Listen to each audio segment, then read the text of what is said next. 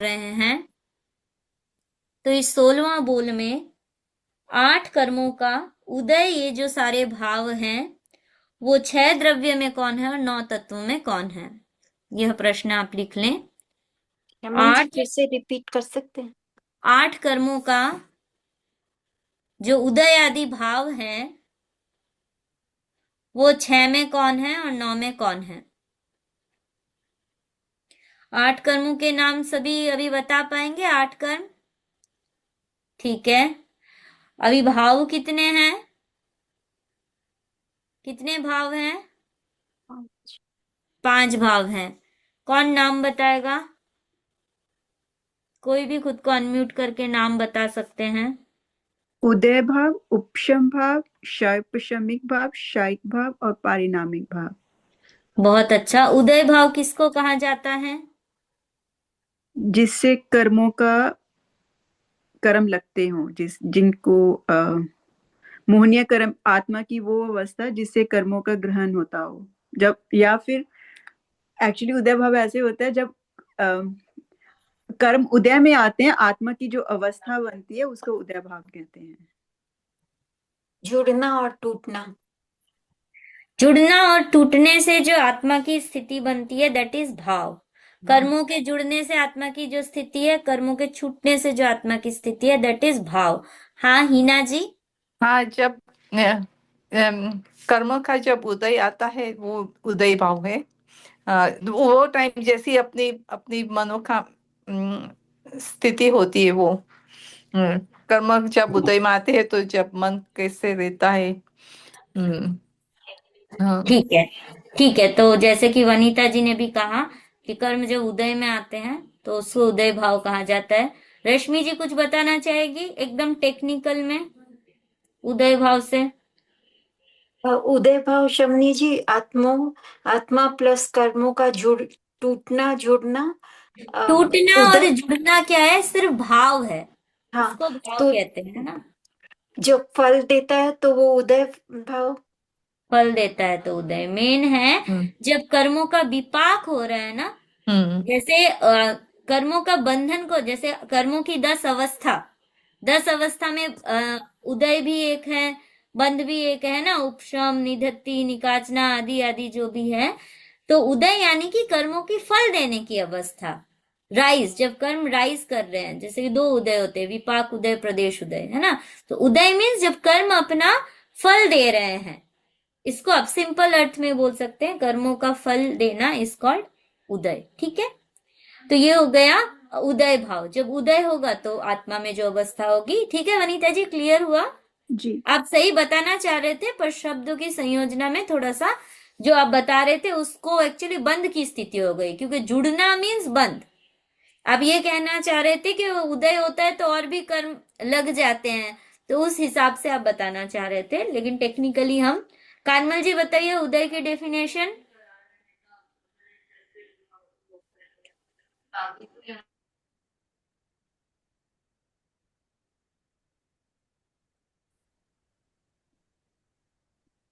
रमनी जी आप म्यूट हो गए। हाँ बोलिए हाँ, कानमल जी। हाँ, हाँ।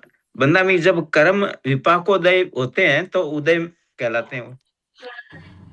और प्रदेश उदय होते हैं तब? तो वो प्रदेश उदय कहलाते हैं। वहीं उदय आए बिना ही वो खत्म हो जाते हैं कर्म। तो केवल उदय किसे कहा जाता है? जो विपाकोदय होता है ना तो वो उदय हो गया। जो, ठीक है, हाँ। ठीक है। हाँ हिना जी ने हाथ उठाया। हाँ, रस, जब उसमें रस होता है तब। देखिए सभी हाँ, तो बात सही है आप लोग जो कहना चाहते हैं, लेकिन अगर हम टेक्निकल डेफिनेशन दे, 52 बोल इज एडवांस स्टडी, राइट। तो 52 बोल की जब हम चर्चा करें तो जो बेसिक कॉन्सेप्ट है वो एकदम हमारे उसमें क्लियर रहना चाहिए, उसमें हमें कोई भी द्वंद्व नहीं होना चाहिए। अपने जैन तत्व विद्या में जो कर्म की 10 अवस्थाएं हैं, या जनरली भी 10 अवस्थाओं की चर्चा होती है, वो 10 अवस्था के नाम कौन कौन बता सकेगा? मैं कोशिश कर सकती हूँ। हाँ करिए। बंध, उदय, उद्वर्तना, अपवर्तना, उपशम, उद्दीर्णा, संक्रमण, निदति, निकाचना। क्या कितने कोई हो गए? एक छूट गया कितने क्या? हो गए? गिन के बताइए। बंद, उदय, उद्वर्तना, अपवर्तना, उपशम, उद्दीर्णा, संक्रमण, निदति, निकाचना। एक रह हो गया। गए? एक हो रह गए? गया। मेरे तो 10 हो गए। हो कानमल गए। जी बताइए। अ,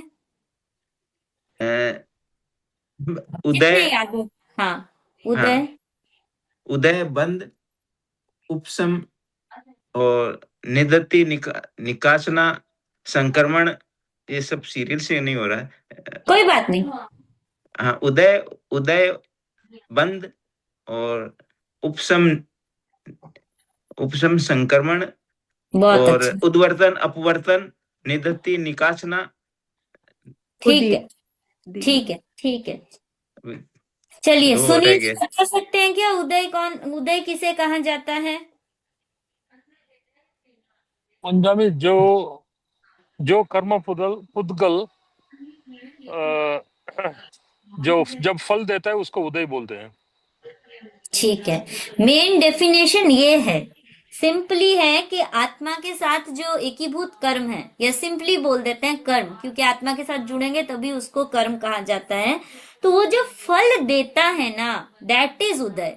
सिंपल, उदय मतलब कर्मों का फल दान। और जैसे कि कानमल जी ने कहा, जो कर्म विपाक में आते हैं तब उसको उदय कहा जाता है। तो यहाँ मैं विपाक का शब्द ये समझ लेती हूँ, कर्म जब फल देते हैं, ठीक है।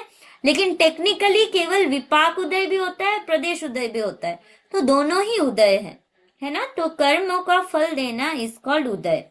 अब जैसे कर्मों की 10 अवस्थाएं अभी कानमल जी, वनीता जी ने बताया, रश्मि जी रिपीट कर सकते हैं? सारे नाम लिख लिए आपने? शमनी जी, मैंने लिखा है बंद, उदय, उपशम, निदति, निकाचना, उद्वर्धन। चलिए, अशोक जी बताएंगे कर्मों की 10 अवस्थाएं। ये कहाँ मिलेगा शब्द? तो कुछ पता ही नहीं है ये सब। नहीं, ये आज ही करवा रही हूं मैं। अच्छा, नहीं, ये सब वर्ड तो हमने आज लाइक नॉट अच्छा, familiar these words. No problem. हाँ सुनील जी। वंदा में आपने अभी बता रहे थे कि प्रदेश उदय और उपाक उदय, उसमें एक क्वेश्चन है, पूछूं वंदा में? हाँ पूछिए। जो हम ये तपस्या या स्वाध्याय के द्वारा निर्जरण करते हैं कर्म की, वो जो हम्म, अभी नियर नियर टाइम में उदय में आने वाला, अभी भी उदय में नहीं आया, प्रदेश उदय में है, उसी को निर्जरण करते हैं क्या वंदा में? वो तो कर्मों की अवस्था है, वो भी कुछ देखिए, प्रदेश उदय हो जाता है तो भी वो प्रदेश उदय भी होते हैं और निर्जरा। हाँ, जो कर्म की जो अवस्था है, लगभग जो हाँ, निकटतम होंगे वही मतलब वही वही निर्जरा हो। निर्जरित अच्छा होंगे। अच्छा अब ये कोई अच्छा अच्छा जरूरी नहीं है कि हर प्रदेश उदय निर्जरा, क्योंकि हम्म देखिए कर्म का झरना भी तो निर्जरण है। लेकिन उदय, हम निर्जरा उदयन, किसे बोल रहे हैं? संक्रमण, उपशम, किसको? निदति, निकाचना। हम्म हम किसको हम्म, बोल रहे हैं? हम बोल रहे हैं जब हम पुरुषार्थ से कर रहे हैं, आत्मिक हाँ हाँ उज्जवलता होगी, उसको हम निर्जरा कह रहे हैं। तो प्रदेश उदय होना मतलब हमको अनुभव नहीं हो रहा, पर अच्छा। हाँ, निर्जरा का फर्स्ट स्टेप में प्रदेश उदय वाले ही निर्जरित होते हैं, ऐसा कहना थोड़ा मुश्किल लग रहा है। फिर भी मैं हाँ, और रिसर्च करने का तो भाग वन हूँ। वन मोर, एक लास्ट एड ऑन क्वेश्चन। जब हम हम्म, निर्जरा करते हैं या हम्म, निर्जरा के लिए कार्य करते हैं, पुरुषार्थ करते हैं, तो हम्म, क्या हम ऐसे सोच सकते हैं? हमने किसी लेक्चर में भी, साधु का लेक्चर में, अपने हम्म, अपने साधु ने लेक्चर में भी सुना है कि अभी आपको तकलीफ है, आप ये भी सोच कर सकते हो कि मुझे आसात वेदनीय कर्म का निर्जरा हो जाए करके, हम ऐसे वैसे भी हो सकता है मतलब। हाँ, होने की संभावना है कि आपकी जो भावना है उस अकॉर्डिंग हो तो सकता ही है, उसमें नहीं ठीक है, होने जैसा। हाँ, ठीक है। ऐसा है। ठीक है, अशोक जी कुछ बोल रहे थे क्या? मैं मैं ठीक थोड़ा है, समझने की कोशिश कर रहा हूँ। मेरा हिंदी इतना अच्छा नहीं है, so I am trying to write down okay, and no problem, no इसको प्रॉब्लम। ठीक, थोड़ा मेरे को हाई लगता है, so I am trying to pay attention. Okay, sorry, okay. So you thank. Understand Hindi if I speak in नहीं, हिंदी? हिंदी ऐसा समझ सकता हूँ, ओके, लेकिन ये तत्व ज्ञान का इतना नो शब्द मेरे प्रॉब्लम, लिए जरा बहुत हार्ड लगता है मेरे। ठीक है। और I आप कभी भी started आपको learning this very late in life, so I'm not getting. No no इसलिए मेरे को नेवर, अभी नो तत्व ज्ञान बहुत डिफिकल्ट लगता है। ओके। तो आपको हिंदी में दिक्कत होती नहीं होती, जो मैं समझाती हूँ वो आता नहीं, है? हिंदी समझ सकते हैं, लेकिन ओके, बहुत इतना ठीक, याद नहीं रहते। If कोई I'm बात asked नहीं, questions, so I या start writing down to या understand it better. Okay, if you have any question feel free to ask. Thank you. Okay, जय so we जय। are talking, yeah, we are talking about 10 states of karma. So what is karma? कौन बताएंगे? कर्म की परिभाषा किसको याद है?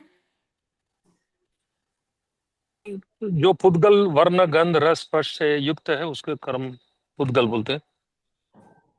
जब नहीं उनको नहीं, हाँ बोले, एकीभूत होता है, जो और बढ़िया बढ़िया मान एक्सप्लेनेशन। वचन काया के द्वारा जो संयोग होता है वो।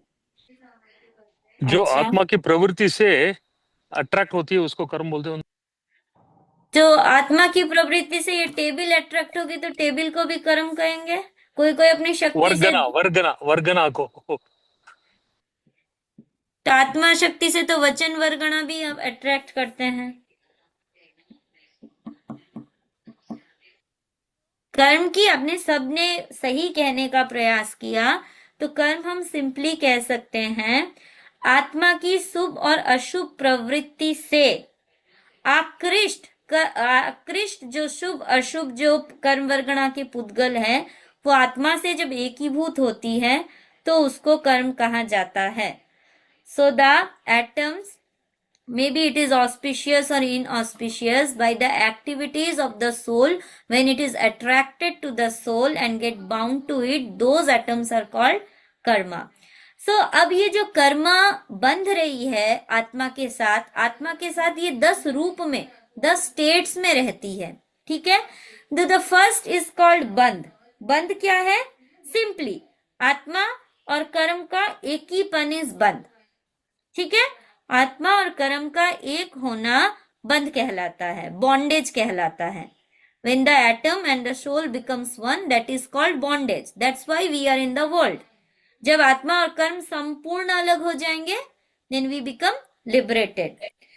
अब ये जो 10 स्टेजेस है इसको याद रखने का भी बहुत इजी तरीका है अगर आप स्टेप बाय स्टेप चलोगे तो पहले हो गया रश्मि जी बंधन, राइट। ये आत्मा है, वो बाहर कर्म वर्गणा के पुद्गल है, वो जब आत्मा के साथ चिपक रहे हैं तो उसको क्या क्या कहा जाता है? बंद। बंद। तो बंद, फर्स्ट स्टेट इज बंद। अब कोई भी चीज, आप कोई चीज घर में लाते हैं तो वो उसका अपना एग्जिस्टेंस होता है ना।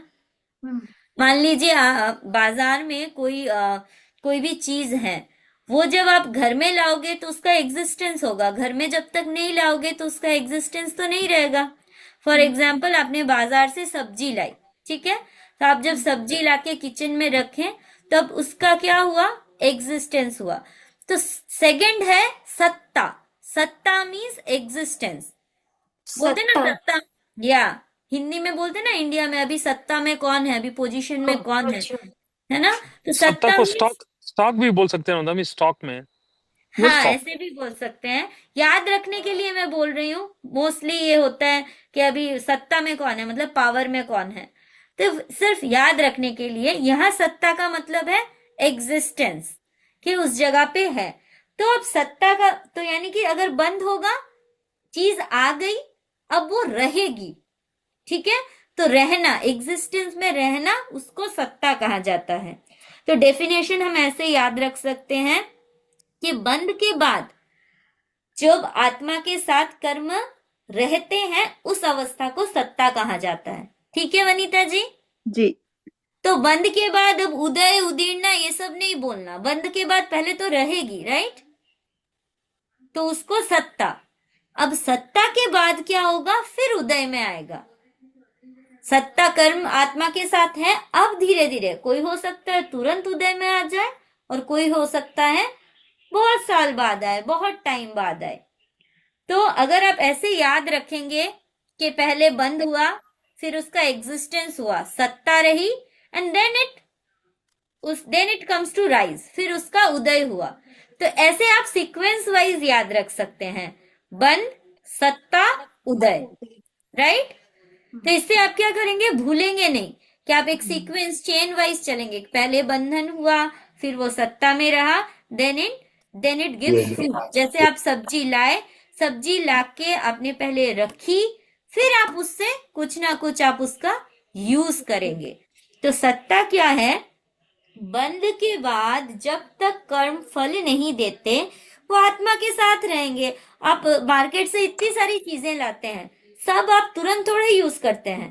कुछ चीज आप मान लीजिए चिप्स लाए, तुरंत खा लिए, पर कितने सारी चीजें आप रखते भी है। तो दैट इज सत्ता। जब तक वो फल नहीं दे रही, सक्रिय नहीं बन रही, आत्मा के साथ ही रह रही है, तब तक उस कंडीशन को क्या कहेंगे, सत्ता। थर्ड है क्या होगा, थर्ड होगा उदय, कि जब आत्मा के साथ एकीभूत कर्म जब एक्टिव हो जाते हैं, when it gives result, then it called उदय। ठीक है, अब ये उदय हो गया। अब एक एक आएगा, ये तीन तो बेसिक चीज है, बंध, सत्ता, उदय।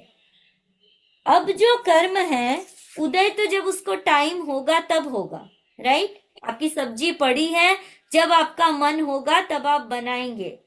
अब कई बार होता है कि जो भी सब्जी लाए आपने, एक पर्टिकुलर आपने टाइम सोचा है कि मैं इसको कल इसको उपयोग में लूंगी, कल इस सब्जी को उपयोग में लूंगी, कल परसों इसको लूंगी, इस तरह आपका दिमाग में मैनेज्ड है।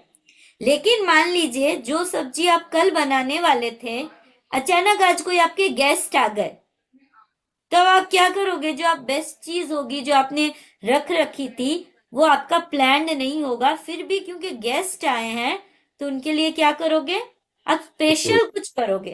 तो जो सत्ता में था, कल उदय में आने वाला था, आज स्पेशल पुरुषार्थ से आज ही आप उसको यूज कर रहे हो। तो द नेक्स्ट इज उदीर्णा। लिख लीजिए, उदीर्णा।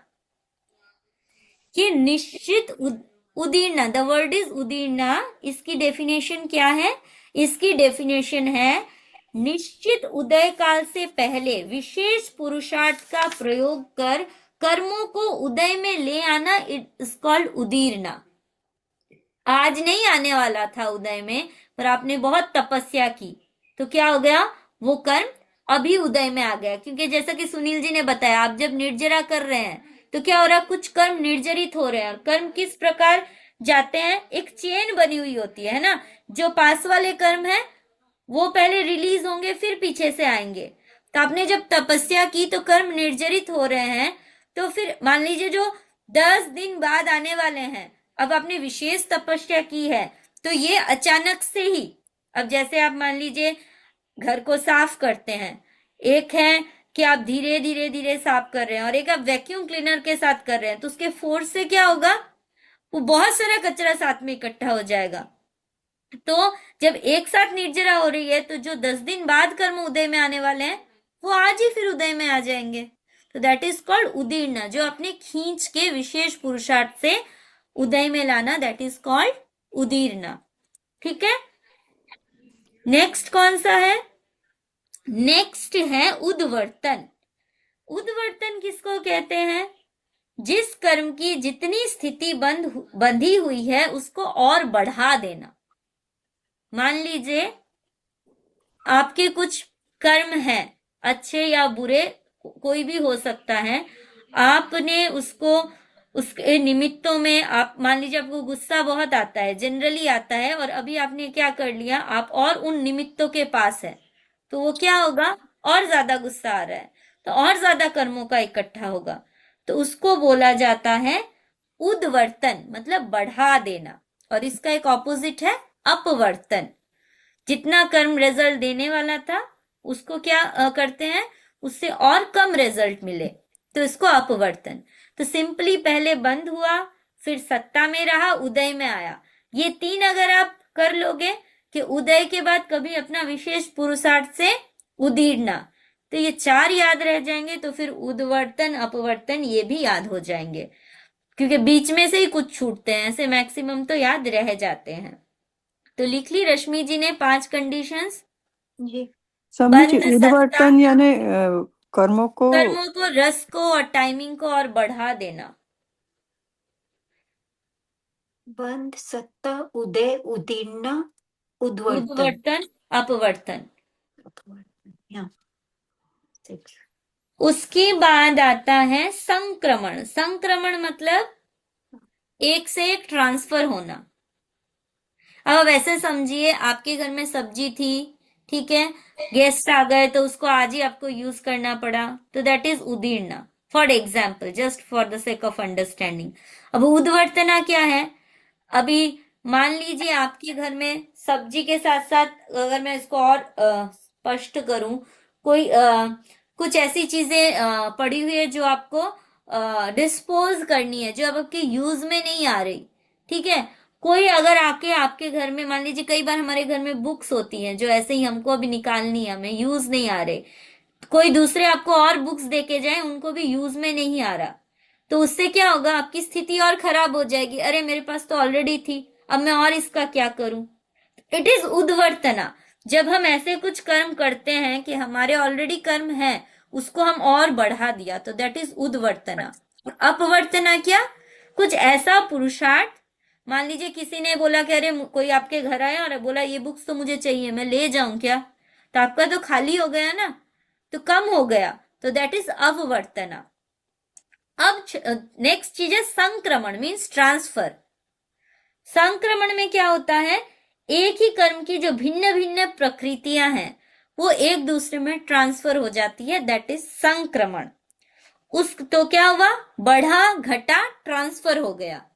और उसके बाद है उपशम। उपशम मतलब तो जानते ही हैं, कर्मों को दबाना।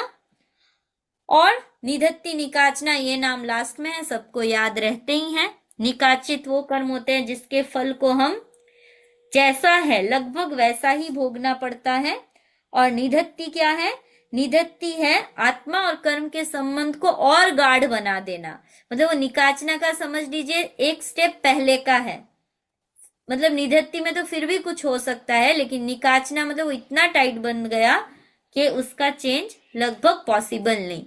अब बताएंगे वनीता जी 10 नाम सीक्वेंस में। यस। नंबर 10 क्या भूल गया? निकाचना, निकाचना।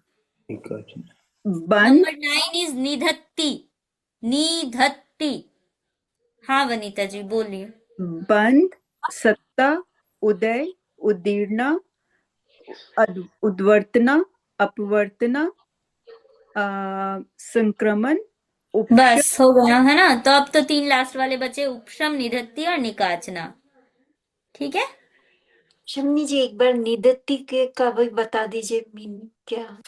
ठीक है, बताते हैं। कोई बताना चाहेगा निधत्ति? निधत्ति। सुनील जी बताएंगे निधत्ति किसे कहते हैं और क्या डिफरेंस है आत्मा निधत्ति और निकाचना में? निकाचित का एक स्टेप के पहले आत्मा के साथ जो कर्म में बंधा हुआ है वो और भी स्ट्रांग हो जाता है, वो निधत्ति। और निकाचित जो कर्म में बंधा है वो निश्चित में उदय में आएगा ही, उसको उदीरना कुछ भी कर नहीं सकते हो। जैसे भगवान का वो खिल्ली लगाया, वो निकाचित कर्म तो था। फिर निधत्ति निकाचना एक नहीं हो गया? नहीं, अलग अलग है। क्या अलग मेरे है? मैं निदत्ति को बदल सकते हैं करके, मैं निकाचित को बदल नहीं सकते, निदत्ति को बदल सकते हैं करके मैंने समझा रखा हूँ। निधत्ति का क्या हो सकता है? उद्वर्तन अपवर्तन हो सकता है, वो हम्म। घट सकता है, वो बढ़ सकते हैं। भले ही बहुत स्ट्रॉन्ग बॉन्डिंग है, फिर भी क्या हो सकता है? बढ़ सकता है, घट सकता है। ओके। हाँ, लेकिन निकाचना में क्या होगा? उसका उद्वर्तन अपवर्तन नहीं होता। ठीक है, भुगतना ही पड़ता है। भुगतना ही लगभग पड़ता है। तो ठीक है, समझिए उदीर्णा और मतलब उदीर्णा और अपवर्तना में क्या डिफरेंस हुआ? मेन अच्छा बता देते हैं उदीर्णा और अपवर्तना में क्या डिफरेंस हुआ। अभी अपवर्तना में क्या हुआ, अब मैं एक बार ग्रॉस एग्जांपल से समझाती हूँ। आपके पास कुछ आपको कुछ बुक्स है जो आपको अभी उठानी है, आपकी कोई काम की नहीं है, ठीक है, आपके पास ऐसी 100 बुक्स है। अपवर्तना में क्या हो रहा है, कोई आपके पास सहज में आके, अब आप 100 बुक्स उठाओगे, आपकी प्लानिंग है कि मेरे को 1 महीना लग जाएगा, इनको मैं कहाँ रखूं, किसे दूं, ऐसे करके, ठीक है। तो इसमें क्या हो रहा है, अपवर्त मान लीजिए वो काम करने में आपको 2 महीने लगेंगे, ठीक है। अपवर्तना में क्या हो रहा है, अपवर्तना में जो 2 महीने लगने वाले हैं, एक आप कुछ बहुत बहुत ज्यादा हार्ड वर्क कर रहे हो और क्या हो रहा है, 1 महीने होते ही कोई आता है और बोलता है कि मैं ये सारी बुक्स ले जाता हूं। मान लीजिए जो काम आप मान लो 100 बुक्स है, तो आप 100 व्यक्तियों को रीच आउट कर रहे हो कि भाई एक एक ले जाओ। कौन ले जाएगा? कोई नहीं ले जाएगा। एक एक ले जाओ, एक एक ले जाओ, ऐसे करके आपको 2 महीने लगेंगे। अचानक से एक आदमी कहता है मैं 50-60 में खुद ही ले जाऊंगा। तो दैट इज अपवर्तना। जो रिजल्ट था उसको आपने कम कर दिया। तिथि उदीर्णा को में क्या? घटा देना। घटा देना। हाँ सुनील जी कुछ बोल रहे हैं? नहीं नहीं, आप जो अभी बताए इसको ऐसे भी समझ सकते हैं वंदा में कि जो कर्म उदय में आने वाला है, हम अच्छे शुभ योग में रह गए, पॉजिटिव रह गए, तो क्या हो गया, जितना फल देना उतना फल नहीं देता है, अपवर्तन हो गया। हाँ, बरोबर है ना जितना वंदना? फल देना, कर्म हाँ, का मुझे फल भी कम हो गया और टाइम भी, दोनों ही हो टाइम भी। सकता है, जल्दी भी। अब उदीर्णा में क्या है, आपने जो बहुत बाद में आने वाला था ना रिजल्ट, उसको आप पहले ले आए पर उसको चेंज नहीं किया, बस टाइम फैक्ट, मतलब आपको 4 दिन बाद वेदना होने वाली थी, वो वेदना आज आपको हो रही है। और अपवर्तना में हम कह रहे हैं जो आपको 4 दिन बाद होने वाली थी वो कम हो गई है। थोड़े जल्दी भी रिजल्ट हो सकता है क्योंकि स्थिति मतलब 4 दिन तक होने वाली थी और इतनी अमाउंट में होने वाली थी, तो स्थिति को भी घटा देंगे और उसके रस को भी घटा देंगे। एंड उदीर्णा मीन्स बस वो आपको 10 दिन पहले रिजल्ट, टाइम स्पेन को आप पहले ले आ रहे हो। समझ में आया वनीता जी को? हाँ जी समझी जी। तो मतलब पहले लेके आ रहे हो या पहले खत्म कर रहे हो? मतलब उदीर्णा में खत्म नहीं कर रहे हैं, पहले पहले लेके आ रहे हैं। जो भी पहले अच्छा ही है लेके ना, आके पहले लेके आना भी लेके अच्छा आके ही है ना। और माइल्डर में भोगते हैं, माइल्डर में भोगते हैं। करेक्ट करेक्ट है वंदा में? माइल्डर में तो देखिए भोगते हैं, कोई माइल्डर में ही भोगेंगे कोई जरूरी नहीं है, वो कर्म पहले आ जाएंगे। अच्छा अच्छा, ठीक है। तो समझी जी, अगर हम कहते हैं कि मैंने निर्जरा करके उदीर्णा कर ली, मैंने फास्ट रखा, राइट, और फास्ट में मुझे कोई तकलीफ नहीं हुई, मुझे बिल्कुल आसानी से हो गया, तो मैंने कर्मों को तो उदीर्णा कर ली पर मुझे कोई तकलीफ तो नहीं हुई ना। एक मिनट, एक मिनट, हाँ, एक मिनट, आप वापस रिपीट करेंगे क्वेश्चन आपका? मैं इसमें काफी बार कंफ्यूज होती हूँ अपवर्तन और उदीर्णा में। मेरा क्वेश्चन ये है कि सपोज करो मैंने फास्ट रखा और फास्ट में मुझे कोई तकलीफ नहीं हुई, सहजता से ही हो गया, पता ही नहीं चला मुझे, और मैंने कर्मों की निर्जरा तो कर ली उसके साथ, तो मैंने कर्मों को पहले ही उदीर्णा में लेकर खत्म कर दिया। निर्जरा किए तो कुछ कर्मों को झाड़े हैं मैंने, पर कर्मों को जब मैंने झाड़ा तो मुझे मतलब ठीक है, तकलीफ नहीं हुई, ठीक है। अब मैं आपको समझाती हूँ इस विषय को कि अभी एक्चुअली हमको हमारे कर्म कितने आने वाले थे, कितने आए, वो एक्चुअली पता नहीं चलता, इसीलिए हम इसको एक्चुअली मेजर नहीं कर पाते। पर ये ऐसा है, आपने उपवास किया, ठीक है, और आपको कोई तकलीफ नहीं हुई, तो अभी क्या, अभी आपने उदीर्णा की है या नहीं की है, ये कैसे पता चले? तो ऐसा है, वो तो कर्म कोई किसी को दिखता नहीं है, राइट, पर ये तो डेफिनेट है कि आपने उदीर्णा तो की है, क्योंकि आपके 100 निर्जरा। कर्म थे, आपने 50 हटा दिए, तो जो 51 में जो कर्म आने वाला था वो तो आ गया, आया ही है ना, तो दैट इज उदीर्णा। ये क्लियर हुआ? अभी अब अपवर्तन हुआ कि नहीं हुआ? अभी अपवर्तन मान लीजिए, वो तो अभी अपन को दिखता नहीं है, अपन को तो पता ही नहीं कल क्या होने वाला है। अब मैं इसको एग्जाम्पल से समझाती हूँ, क्योंकि अपने सामने जो रिजल्ट्स आते हैं उसके अनुरूप हम बोलते हैं कि अगर मेरे को जैसे सिर दुखा तो मैं बोलूंगी मेरा असाध वेदनीय है, या मेरा सिर दुखना ठीक हो गया तो मैं बोलूंगी साध वेदनीय। तो अपन को तो जो कर्म उदय में हमको ग्रॉस लेवल में दिख रहे हैं उसी को हम बता सकते हैं। जब आपकी एकदम साता रही, तो अब उदीर्णा तो डेफिनेटली इतना तो पता चल रहा है कि आप कर्मों की उदीर्णा तो हुई है, क्योंकि आप खा रहे होते तो उसमें निर्जरा नहीं होती, निर्जरा की है तो उदीर्णा तो होनी ही है उसमें।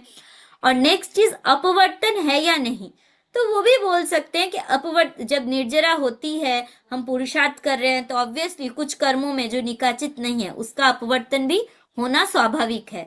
तो ये तो हो गई थियोरेटिकल बात। अब आपका प्रश्न है कि मेरे को तो दोनों चीजें एक ही जैसी लग रही है, तो अब मैं इसको स्पष्ट करूं। तो अब यहाँ पे हमें जो चीजें दिख नहीं रही, अब मैं दिखाने के तौर पे एग्जाम्पल दे रही हूँ कि मान लीजिए मैंने उपवास किया, अगर मैं आज उपवास नहीं करती, मैं सारा दिन खाऊं पीऊं, तो क्या है, मेरे एकदम स्वस्थता रहेगा, अभी मैं क्लास बहुत अच्छे से ले सकूंगी। पर क्योंकि मैंने उपवास किया, तब मैं जब क्लास ले रही हूँ, मेरा मान लीजिए भयंकर सिर दुख रहा है, ठीक है। अगर मैं उपवास नहीं, फॉर एग्जाम्पल, ये सारे एग्जाम्पल है क्योंकि एग्जैक्ट कर्मों की कैलकुलेशन तो सूक्ष्म, जिनको एकदम सूक्ष्मता का बोध होगा वही कैलकुलेट कर सकते हैं, मैं तो ग्रॉस लेवल में बता रही हूँ कि मेरा सिर दुख रहा है। अब सिर दुखना कौन से कर्म का उदय है? वेदनीय कर्म का उदय। ऐसा नहीं है कि उपवास तो केवल निमित्त है, उपवास उसका उपादान कारण नहीं है सिर दुखने का, क्योंकि उपवास करते हुए भी अगर मेरे असाध वेदनीय नहीं होते तो जितने भी उपवास कर लो सिर नहीं दुखते। असाध वेदनीय का बंधन था तो उपवास का निमित्त पाकर वो उदय में आ गया, ठीक है। अभी अगर मैं हमेशा अगर देखूं कि उपवास के दिन ही होता है सिर दुखना, नॉर्मली नहीं होता, तो दैट मीन जब मैं उपवास कर रही हूं तो जो मेरा सिर दुखना है उसको मैं उदीर्णा कह सकती हूं, क्योंकि अगर मेरे पास वेदनीय कर्म नहीं होते, असाध वेदनीय, तो मैं जितने भी उपवास करूं मेरा सिर नहीं दुखता, है ना। तो कभी ना कभी तो असाध उदय में आने वाला था, पर जब मैं उपवास करती हूँ तब क्या होता है, वो उदय में आ जाता है। तो मैंने भोगा ना उसको, जी कभी ना कभी तो मैं भोगने वाली थी। भले मैं कहूं मैं जिस दिन खाना खाती हूँ उस दिन मैं नहीं भोगती, लेकिन फिर भी वो कभी ना कभी तो आने वाला था, भले ही किसी रूप में आए वो, ठीक है। तो जी ये हो गई उदीर्णा। अब अपवर्तना क्या है? इसको आप मान लीजिए कि कभी, अभी इसी को बता लें कि कभी वो चीज कोई मेरी वो बहुत सारी कहानी होती है ना कि जैसे सूली पे चढ़ने वाला था और वो कांटा बन के रह गया। जैसे इसमें एक वो कहानी भी आती है, आप लोगों ने सुनी होगी, 4 चोर थे, तो उन 4 चोर में जिस गांव में थे, तो उस गांव में एक बार साधु संत पधारे और बहुत उपाय करके उन चारों चोरों को प्रेरणा मिली कि भाई साधु के दर्शन करें।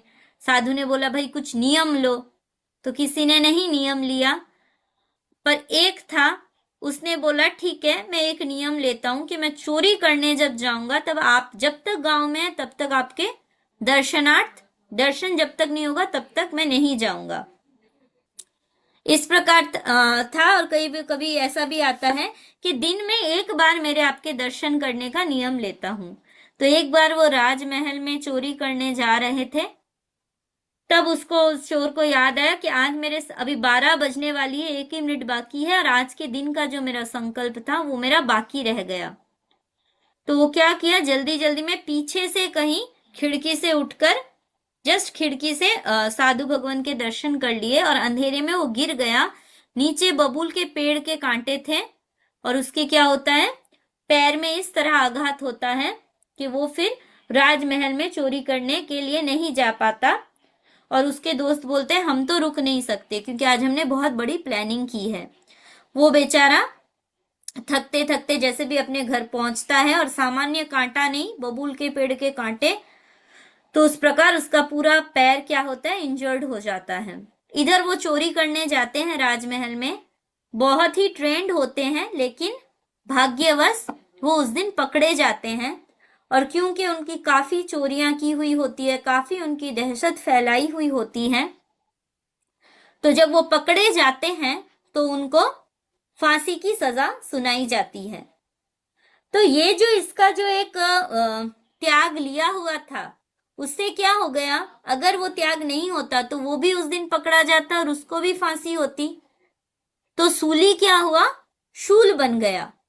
तो ये जो उसकी शुभ कर्म की प्रवृत्ति थी उससे क्या हुआ, इसको हम अपवर्तन ही कहेंगे ना, मतलब कह सकते हैं। निश्चय में तो केवली जाने, पर उसके भाग्य में देखिए चोर है, चोरी करेगा तो बुरे कर्मों का तो फल आएगा, राइट। अभी उन तीनों का भाग्य भी वही था तो इसका भी तो वही हो सकता। अपवर्तन कह सकते हैं कि कहाँ उसको सूली मिलने वाली थी और कहाँ वो केवल वो फल तो मिला उसको, पैर तो भयंकर इंजर्ड हुआ, पर कहाँ प्राण जाने वाले थे वहां सिर्फ पैर तक आके चीज रह गई। तो दैट इज अपवर्तना। जहां आपको जितना रिजल्ट मिलना हुआ हो उतना उससे कम मिला, पर उदीर्णा तो डेफिनेटली, क्योंकि अपवर्तना में हम कर्म के टाइम और के साथ छेड़छाड़ तो कर ही रहे हैं, लेकिन उदीर्णा में आप बढ़ा नहीं सकते। उदीर्णा is always come before with good और बैड रिजल्ट्स वट एवर। ठीक है, तो समझी जी अपवर्तना के साथ उदीर्णा हो ही जाती है। लगभग। ठीक है, मतलब हो भी सकती है। अभी कई बार जब आप स्थित उद्वर्तना में तो आप बढ़ा देते हो, तो बढ़ाने के समय तो हो नहीं हो उस हिसाब से। ठीक है, आज टाइम हो गया है लगभग। तो ये जो आज हमने 10 अवस्थाओं को, अभी रश्मि जी बोलिए, 10 नाम बोलिए। बंध, सत्ता, उदय, उदीर्णा, उद्वर्तन, उदीर्णा, उद्वर्तन, अपवर्तन, संक्रमण, उपशम, निदति, निकाचना। कोई मिस ठीक हुआ? है, बहुत अच्छा। तो आज जो हम नेक्स्ट दिन 16 बोल की चर्चा करेंगे और साथ में थोड़ा रिवीजन भी करेंगे, ताकि फिर नेक्स्ट हम एक अच्छा पेपर ले सके, क्योंकि अभी काफी हम आगे चले आए हैं तो पीछे वाला भी देखना पड़ेगा। ठीक है, तो समझी अभी जी लास्ट क्लास का वो रिकॉर्डिंग रिकॉर्डिंग मैंने भेजने की कोशिश की थी, पर वो उसमें व्हाट्सएप में बार बार फेल दिखा रहे हैं जाना। ठीक है, मैं देख रही हूँ ऑडियो रिकॉर्डिंग, या तो मैं शेयर कर दूंगी। बंदामी, जब कर्म उद्दीड़ा में आते हैं तो अपवर्तन होता है क्या अपने आप ही? होता ही है, ऐसा निश्चय में नहीं कह सकते, पर ऐसे सामान्यतया तो अपवर्तन मतलब क्या है? कर्मों के रस को मतलब कम कर्म कर देना। जैसे उदय में है और अपना जब उदीर्णा से आ जाते हैं तो वो हल्के होके आते हैं कुछ। हाँ, तो उसमें थोड़ा बहुत तो अपवर्तन होता है ना, क्योंकि अपवर्तन में रस तो कम हो ही गया ना। रस कम हुआ, समय भी आगे आया, तो उदीर्णा में हो ही ऐसा जरूरी नहीं है। उद्वर्तन भी हो सकता है, पर ऐसे होने की संभावना हो सकती है। नहीं, वैसे कई जगह ये पढ़ा कि जो उदीर्णा से आता है कर्म, वो अपवर्तन होता है ये स्वाभाविक रूप से। हाँ, वही तो मैं बोल रही हूँ ना, क्योंकि अपवर्तन में क्या हो रहा है, कर्म आपके जो स्थिति है, रस है, वो कम हो रही है। और उदीर्णा में भी कल आने वाले आ जा रहे थे, तो बिना अपवर्तन तो कैसे हो पाएगा, है ना? तो वैसे मम्मी जी, निदति तो आत्मा के साथ कर्म का बढ़ना घटना, राइट? नहीं, निदत्ति में बढ़ना घटना नहीं है। निदत्ति मतलब जो बंधन है वो बहुत गाढ़ रूप से बंधे हुए हैं। अच्छा, तो ये बंधना घटना निकाचना में आएगा? नहीं नहीं, बढ़ना आएगा उद्वर्तन में, घटना आएगा अपवर्तन में। एंड निदति में फिर क्या आएगा शम्मी जी? निदत्ति में जो बंधन है वो इतना स्ट्रांग है कि इजीली ब्रेक नहीं होता, पर फिर भी आप उसको थोड़ा सा उसको उद्वर्तन अपवर्तन कर सकते हो, बढ़ा घटा सकते हो। So, उसमें क्या संक्रमण लिखेंगे? नहीं होता। संक्रमण नहीं होता। हाँ रश्मि जी, तो क्या, जस्ट टू क्लैरिफाई, निदति तो क्या वर्ड लिखेंगे आत्मा के साथ कर्म का? आत्मा के साथ कर्मों का गाढ़ रूप से बंधन। गाढ़। अच्छा, ठीक है, और कोई प्रश्न है? एक सेकंड शम्मी जी, मेरा एक और है। शम्मी जी, देन निकाचना का भी बता दीजिए, व्हाट लाइन एग्जैक्ट? निकाचना है आत्मा के साथ कर्मों का इस रूप में बंधन, जिस रूप में बंधा हुआ है उसी रूप में फल लगभग उसी रूप में उदय होगा, उसका उत्वर्तन या अपवर्तन नहीं हो सकता।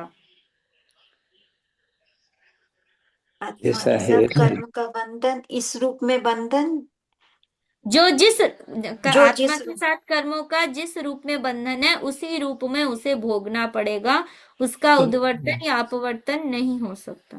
तो अनचेंजेबल समझ लो, unchangeable. You unchangeable. Have to उसको भोगना ही पड़ेगा वैसे ही। संक्रमण मीन्स समझी जी संक्रमण में होता है एक जो प्रकृतियां हैं उसके ट्रांसफर हो सकता है, जैसे शुभ का अशुभ रूप में उदय आ सकता है, या अशुभ शुभ में भी चेंज हो सकता है।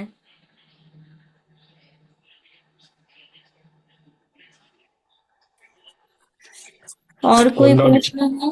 हाँ वंदामी, ये उदीर्ण और उपसम, तो उपसम से तो उदीर्ण ही ठीक है। हाँ, उदीरना ठीक है। उपशम मतलब तो कर्मों को दबा शांत देना। शांत हो गया, हाँ, दबा दिया उसको। अभी शांत होगा या वो कभी बहुत भयंकर रूप से उठेगा वो नहीं पता। एक हाँ, बार अभी के लिए एक तो बार हमने के लिए, उसको दबा दिया। हाँ। एक बार के लिए दबा दिया है, तो उदीर्णा हाँ, होना ठीक है उसमें। अभी उदीरना हमको हमेशा नहीं पता। अभी देखिए, आप कई बार होता है ना, आप जब उपवास करते हो तो आपको गुस्सा ज्यादा आता है। विदाउट एनी रीजन आपको छोटी छोटी सिचुएशन में गुस्सा आ रहा है। तो गुस्सा क्या है? कर्म। बिना कर्म तो आप गुस्सा कर नहीं सकते। क्रोध के परमाणु उदय में आएंगे तभी आप गुस्सा करोगे।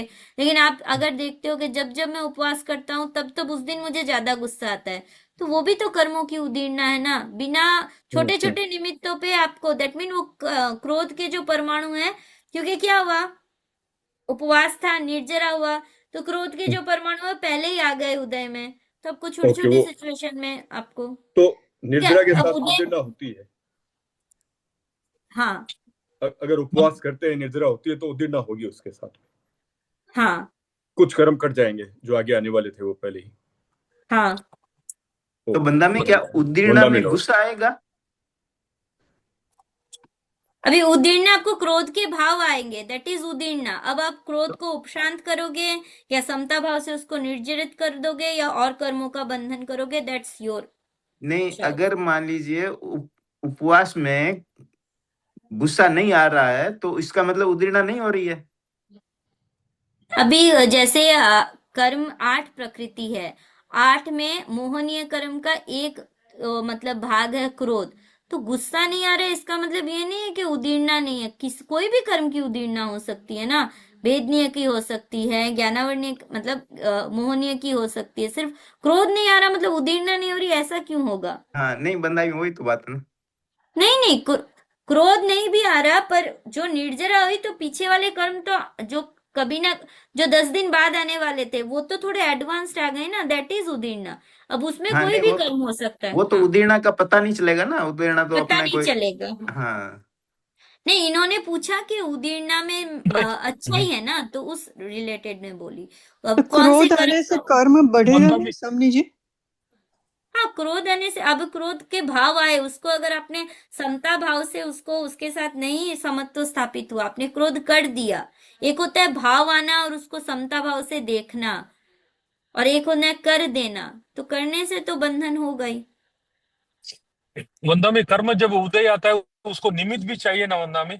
अगर निमित्त नहीं मिले तो ये प्रदेश उदय में निकल जाएगा। प्रदेश, देखिए वो जो उदीर्णा होगी वो प्रदेश उदय भी हो सकता है, विपाक उदय भी हो सकता है। निमित्त, आपका क्या प्रश्न है? अगर कर्म कर्म उदय में आने के समय निमित्त चाहिए ना वंदा में, कुछ ना कुछ निमित्त चाहिए ना कर्म को भी। द्रव्य क्षेत्र काल और भाव भी बोलते हैं ना वंदा में। हाँ, तो वो उसको मिलेंगे। अभी जो अगर प्रदेश उदय होगा उसकी तो बात ही दूसरी है। विपाक उदय के टाइम तो निमित्त चाहिए ही होगा। चाहिए होगा ना, फिर ठीक है। अगर निमित्त नहीं मिले तो मैं सोचा था कि प्रदेश उदय में फल दिए बिना कर्म निकल जाएगा करके मैंने सोच के रखा था। वो भी हो सकता है, और हर बार आपको द्रव्य क्षेत्र काल भाव, अभी जैसे भाव, जैसे भाव खुद में कोई भी चीज होती है उसके लिए हर चीज के लिए द्रव्य क्षेत्र काल भाव तो है ही। निमित्त, अब what do you mean by निमित्त? बाहरी का ही कोई निमित्त नहीं होता ना। कई बार आपके सामने कुछ भी नहीं है, आपको फिर भी गुस्सा आ रहा है, तो दैट इज द भाव निमित्त, है ना। तो ठीक, प्रदेश उदय हाँ की जी तो बात वंदना। दूसरी है। हम्म, लेकिन बाकी तो निमित्त सिर्फ बाहरी नहीं है, हमारे भाव के भी तो निमित्त होते हैं। हमको हम्म, पता ही नहीं, हमको चिड़चिड़ापन हो रहा है। हम्म, हम्म, ठीक है। ठीक है, और कोई प्रश्न? तो मैं फिर म्यूट करती हूँ, ध्यान के लिए तैयार हो जाए। वंदा भी नमस्ता में। हाँ हेमराज जी। आंखें कोमलता से बंद, चित्त को स्थिर, शिथिल और तनाव मुक्त करें। कोई विचार नहीं,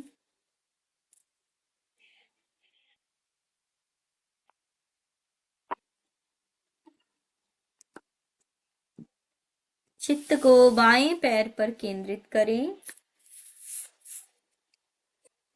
शिथिलता का सुझाव दें, अनुभव करें पूरा पैर शिथिल हो रहा है।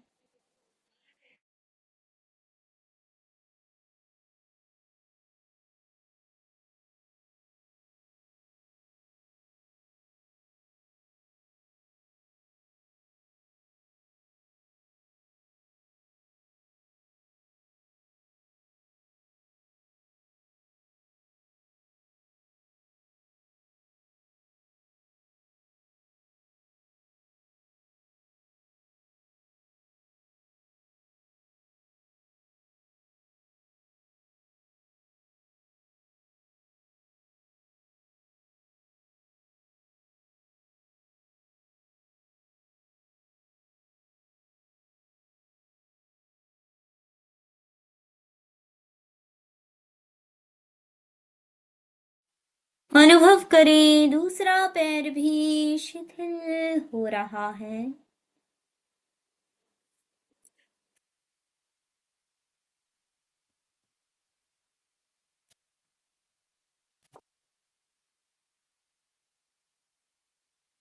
कोई विचार नहीं,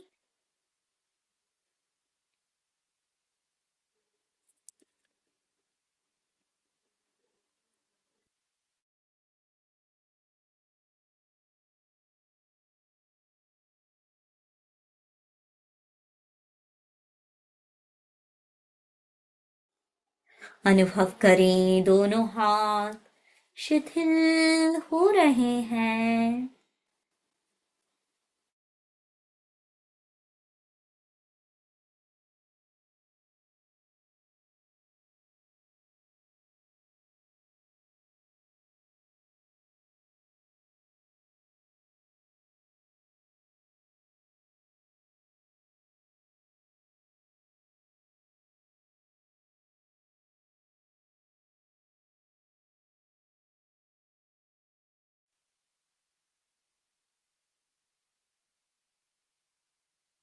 अनुभव करें शरीर का मध्य भाग शिथिल हो रहा है। पूरा मध्य भाग शिथिल हो रहा है।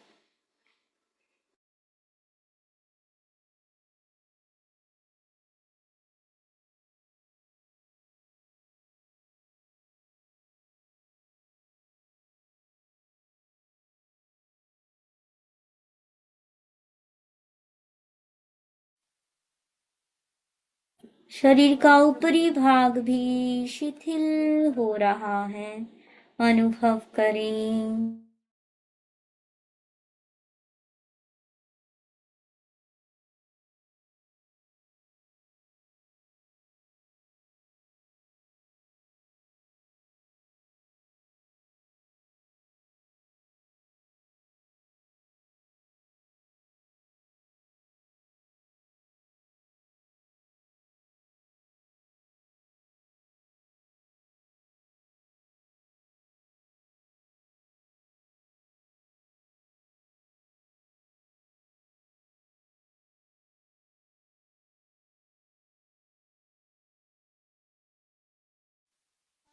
करें पूरा शरीर रुई की भांति हल्का हो रहा है।